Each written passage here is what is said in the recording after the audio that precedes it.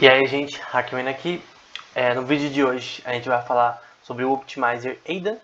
Lembrando que a gente está seguindo uma série de vídeos em inteligência artificial nos games, em que a gente está lendo um artigo chamado Crawl, um algoritmo desse ano, 2021, relacionado a um programa que consegue aprender, né, a se mover de forma natural, um quadrúpede, né, que é muito aplicável em jogos, né? Em jogos que tem vários inimigos que são tigres, enfim, desse estilo. Então, o Aidan é um optimizer muito usado, como eu já disse antes, né? A gente viu a parte do código aqui, que é usado em GANs, né? E aqui introduzindo o Aidan, né? O Aidan é muito usado, gente, muito, hoje em dia. E aqui é o artigo original dele. Ele vai dizer que o Aidan é um algoritmo de optimização de gradiente. De certa forma ele é estocástico, né? Ele é um gradiente não linear, né? Baseado em estimativas adaptativas de momentos de baixa ordem. Na prática, imagine como que você tivesse, vamos supor que você está treinando um algoritmo relacionado a imagens. O Aidan ele é mais eficiente porque o jeito dele de optimizar o programa é em blocos bem pequenininhos. Então ele resolve blocos bem pequenininhos rápido, que você vai ter uma estrutura mais eficiente para computar o algoritmo. E na parte vermelha ele vai dizer que o método é bem simples para implementar, eficiente computacionalmente, esse é o porquê ainda não é o mais usado, provavelmente, e tem poucos requerimentos de memória. Então, isso aqui é muito importante, porque uma das coisas que mais pesam num sistema de inteligência artificial é a memória que você tem, memória RAM, né? E a capacidade computacional, né? CPU, né? Você vê, por exemplo, o AlphaStar, que eu jogava StarCraft, você vai ter centenas e centenas de CPUs rodando ao mesmo tempo, supercomputadores na prática, né? Sei lá, centenas e centenas de gigas de memória está sendo usado ao mesmo tempo. Então, para você fazer um programa de inteligência artificial rápido, né, em larga escala, como o AlphaStar, o AlphaZero, o AlphaGo, você tem que ter uma capacidade computacional maior. E o Aidan reduz essa capacidade que você precisa muito, né? Então, ele é muito bom para calcular gradientes, que é o objetivo para você ter o aprendizado no sistema. Né? E ele vai falar na última linha, lá em vermelho, que ele é muito, assim, ele se encaixa bem em problemas com um número grande de termos nos dados e de parâmetros. Que imagina um sistema que joga, por exemplo, StarCraft, por exemplo. Você tem que ter um número de parâmetros bem grande. Então você precisa de um optimizer que consiga lidar com isso daí. E com certeza foi usado o Ada nesse artigo relacionado a StarCraft e outros sistemas de inteligência artificial. Enfim, Ada, a definição de novo, né, um método eficiente de optimização estocástica, que requer pouca memória, né? E aqui o que eu falei antes, na parte em verde, né? O método computa, né? Learning rate seria mais ou menos a velocidade de aprendizado, né? Ele meio que computa os learning rates de uma forma individual e adaptativa para diferentes parâmetros das estimativas de primeiro e segundo momentos nos gradientes. Momento é uma coisa importante no cálculo de gradientes, mas eu não vou explicar isso agora. O que você tem que entender é que porque o Ender funciona. Ele tem uma capacidade computacional muito baixa comparado aos outros optimizers. Lembrando que o optimizer, o objetivo dele é fazer que o sistema seja mais eficiente possível, né? Por isso se chama optimizer, né? Ele é um optimizador. Pensa tipo, você está com sono, por exemplo, você está trabalhando, está com sono e você toma café ou Red Bull. Você toma isso para você ficar acordado. Você está meio que optimizando o seu estado atual. Você está com sono, você toma algo para você ficar ligado e aí você optimizou a sua rede por um tempo, né, corporal para você ficar acordado. Né? Enfim, é basicamente isso. Mas imagina vários bloquinhos que você tem que computar para você resolver um gradiente e você resolver um gradiente é você minimizar o erro no sistema. E por fim, o sistema vai aprender, né? Você vai atualizar o sistema. Cada vez que um programa de inteligência artificial atualiza, ele está melhorando. Então, calcular isso daí mais rápido é bom, né? A gente viu do programa do AlphaStar, por exemplo, que era tipo 36 gradientes em 1 hora que calculava. Então é mais ou menos isso. Quanto mais gradientes você calcula com mais velocidade, mais rápido sua rede vai aprender. Então, é basicamente isso. Então, ele requer menos memória, ele requer menos capacidade computacional, que está aqui, né? Que no caso são ciclos de CPU, provavelmente é o que ele quer dizer. Então requer menos ciclos de CPU para funcionar, né? Enfim, é basicamente isso. Por isso que é mais usado, né? Todo artigo que eu vejo usa ele. E agora a gente vai ver como funciona o algoritmo de Ada. Ele não é muito complexo, gente. Se a gente dividir as coisas aqui, não vai ser tão complexo. Até porque na parte de programação você não vai precisar entender tudo o que está acontecendo aqui. Então tem ali o step size relacionado aos dados. Você vai ter dois valores importantes, beta 1 e beta 2, que é um parâmetro exponencial do momento, que é o momento 1 e momento 2.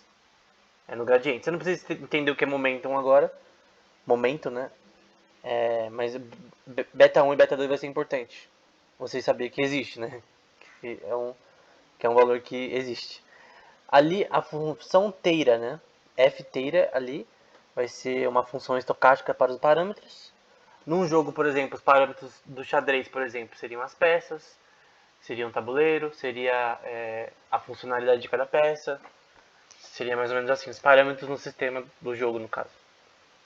No caso de faces, os parâmetros seriam as coisas que fazem o nariz, a boca, de uma forma computacional.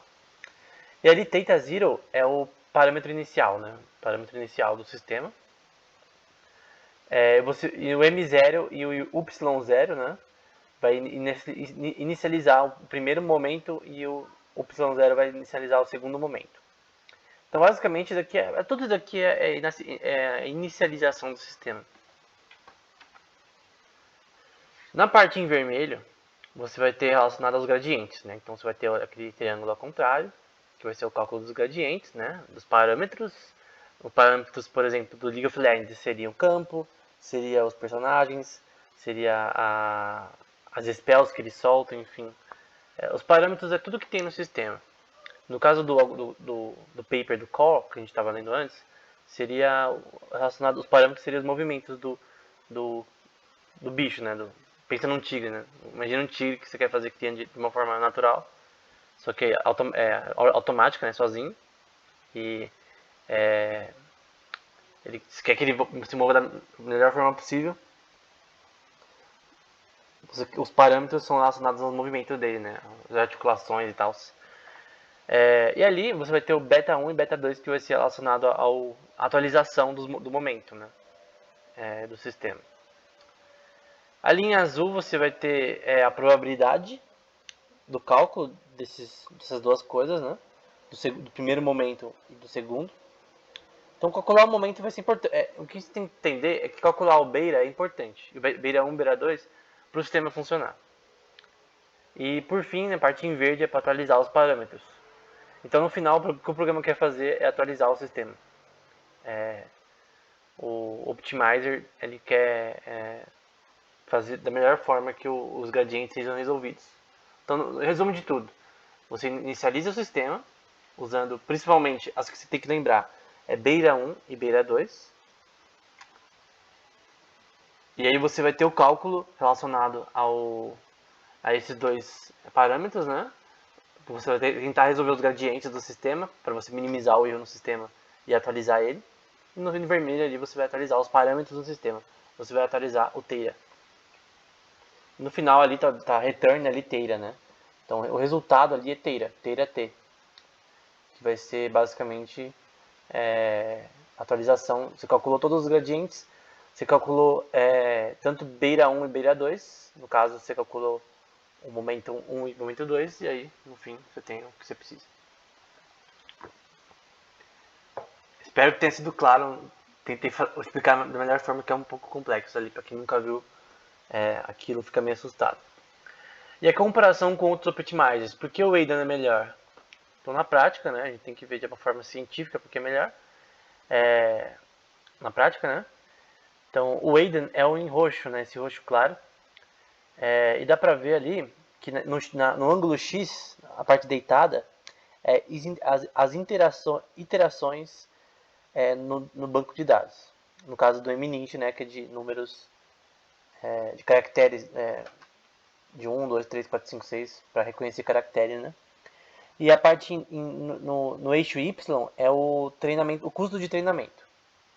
Então, você tem na parte de cima o custo de treinamento e o tanto que passou pelos dados. Dá para ver que Aidan, ele tem um custo de treinamento menor do que todos os outros ao longo dos dados, né? Então você vai ter uma interação de dados até 200 e ao longo de toda essa cadeia aqui, o Aidan foi melhor, na prática, no banco de dados do MNIST, né?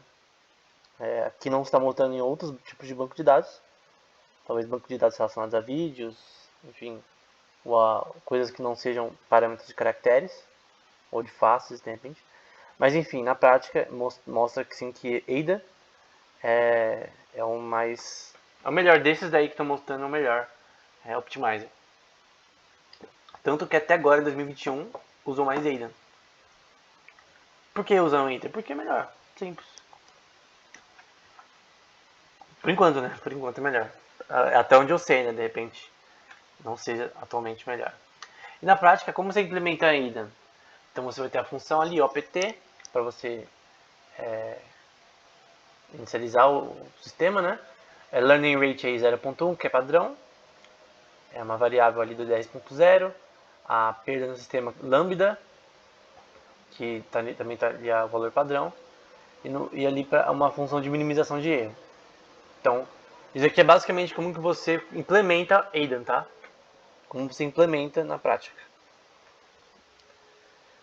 Mas de uma forma mais simples, o Aidan ele funciona dessa forma, né? Você vai ter o learning rate, que vai ser que é o padronizado, né? 0.001 é o padrão. E dá pra você ver ali embaixo, daquela parte que a gente viu antes. Lembra do momento 1 e momento 2, que é beira 1 e beira 2? A gente tem aqui, no código vai ser esses dois valores. Por isso que eu disse que é importante você lembrar. Que você vai ter que colocar esses valores. Normalmente você vai pôr valores que são usados por papers, né? Você não vai pôr um valor randômico aqui, porque não vai ser legal. Você tem que pôr o que normalmente as pessoas põem. Depende também dos seus dados. O learning rate também você tem que pôr conforme você vai testando o sistema, né? Você vai testando com learning rate de 0.02, 3, 4, enfim, até funcionar da melhor forma. Inteligência artificial tem disso, né? Você testa várias coisas até funcionar. E o valor epsilon ali, né? Provavelmente é o y. Então, calcular o valor y ali. E vai ter esse valor numérico aí. Enfim, basicamente isso, nada complexo.